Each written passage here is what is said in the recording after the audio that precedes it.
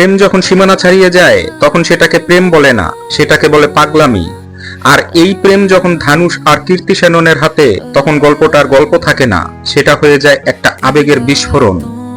আজ আমরা কথা বলবো তেমনই একটি সিনেমা, তেরে ইশক মে, যেটা শুধু রোমান্টিক সিনেমা না, এটা হৃদয়ের ভেতরে ঢুকে যায়।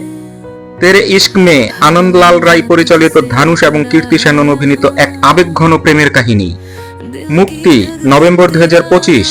এই সিনেমা মূলত 2021 সালের অ্যাপ্রাইঙ্গিরে এর স্পিরিচুয়াল সিকুয়েল ধরা হচ্ছে। গল্প প্রেম হারানো, অন্ধকার, প্রতিশোধ আর ভাগ্যের মধ্যে এক পাগলামির যাত্রা।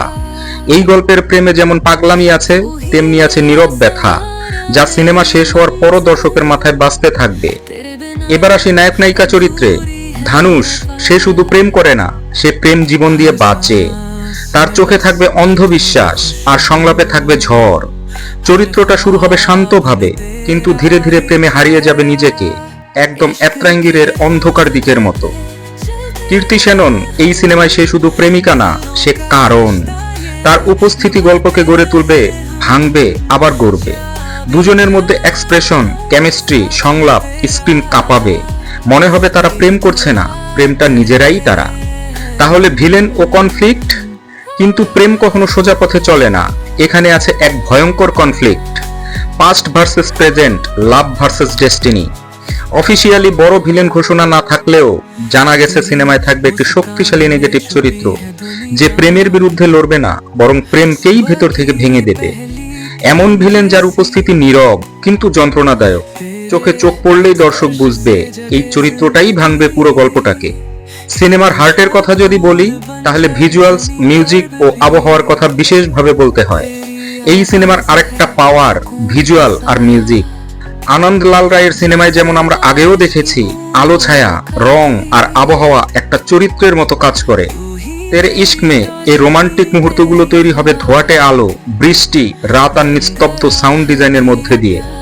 আর মিউজিক, অরিজিনাল স্কোর এমন হবে যা প্রেমের মুহূর্তে বুক ধকধক করাবে আর ট্র্যাজিক সিনে গলা বুঝে দেবে।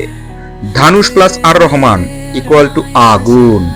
তাহলে সিনেমার ইমোশন আর মানুষের ভেতরের প্রেম, কি বলে সিনেমা? চলুন দেখি। এই সিনেমা শুধু একটা প্রেম কাহিনী না, এটা একটা যন্ত্রণা।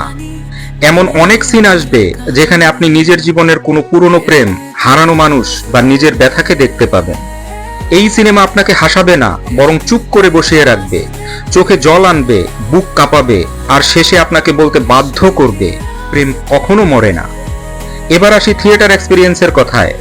এই সিনেমা মোবাইলে দেখা মানে নিজের প্রতি অপরাধ করা। বড় পর্দায় যখন বৃষ্টি পড়বে, কীর্তি আর ধানুষ মুখোমুখি হবে, তখন সিটে বসে মানুষ চুপ হয়ে যাবে।